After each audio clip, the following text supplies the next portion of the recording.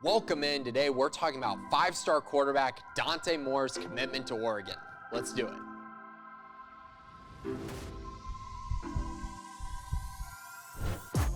So like I said, today we are talking about Dante Moore, the five-star quarterback, top 10 player in the country, top 4 quarterback in the entire nation. He gave his commitment to Oregon last week heading into the weekend.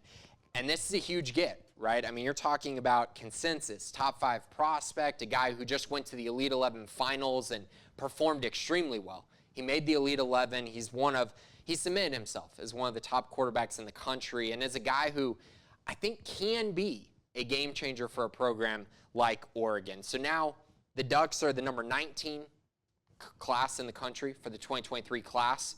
But if you look at their average, they're really 8th in the entire country. So they're really building a very nice foundation, and adding a guy like Dante Moore to the mix is only helping those things. And they continue to acquire talent.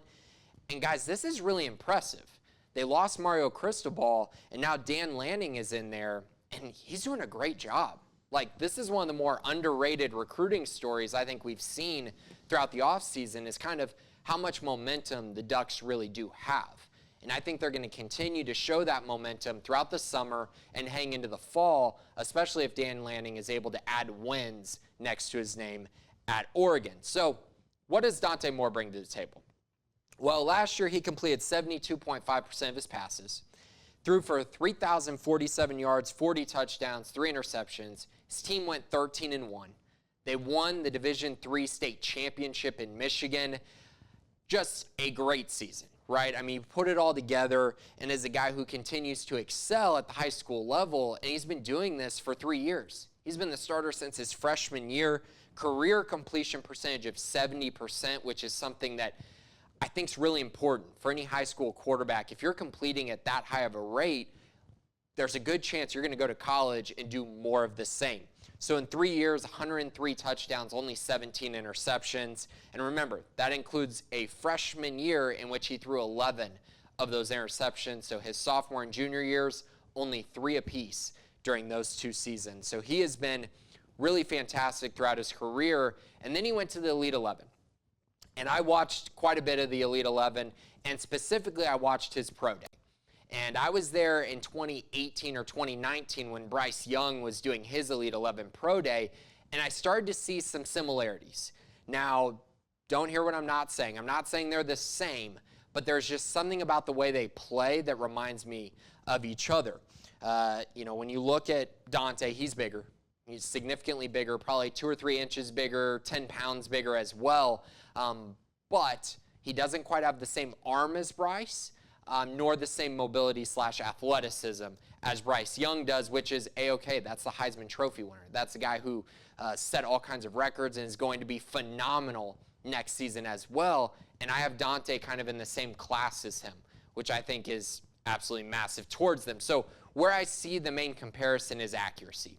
Both guys rely on elite, supreme accuracy. They get the ball out quickly, hit their target in stride, and they're able to create effective offense and effective plays because of their ball placement and just how accurate they are as quarterbacks. And for that reason, I'm really excited about this for Oregon.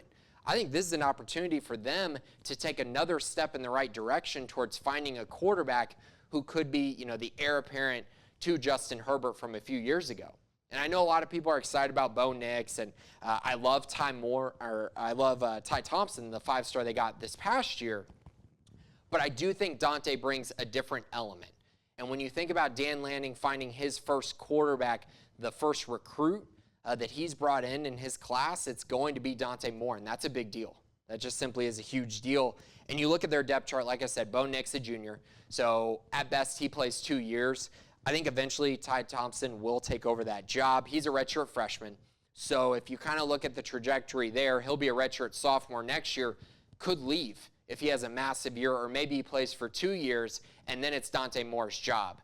I think the depth chart really clears itself out really well for Dante, and if Bo Nix is the quarterback for 2 years, well, then he just battles with Ty Thompson later on in their careers the second year he's on campus. So it really all plays out very well for him. I think this was a great decision by him for that reason, and definitely factored in to his recruitment. Now, I think it's really important when we're talking about a commitment like this that we also talk about the snowball effect. So Notre Dame, LSU, Michigan, and Texas A&M were left without a quarterback. They lost, they missed out on Dante Moore, and now they're trying to figure out, okay, what are they going to do next? Obviously, Texas A&M, they've been intrigued by Austin Novosad, the four-star quarterback out of Dripping Springs. You got Notre Dame, who just offered Austin yesterday as well. So clearly their sights have been turned in that direction. LSU's looking at Glenn Brock. So you kind of look at those different areas and you kind of go, okay, so they're looking for a different quarterback all because Dante Moore made his decision. I think that's really important.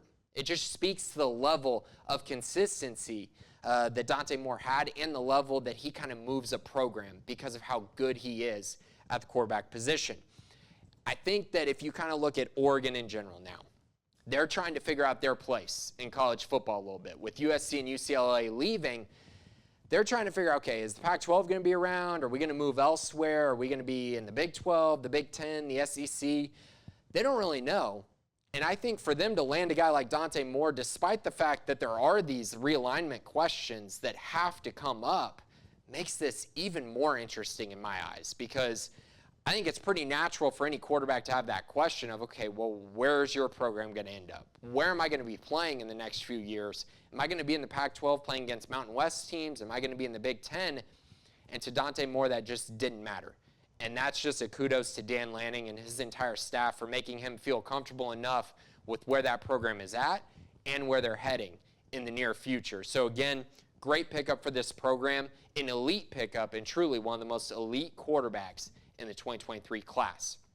So for Grayson Grunefer, this has been a recruiting breakdown on Dante Moore's commitment to Oregon. I'll talk to you later in the week.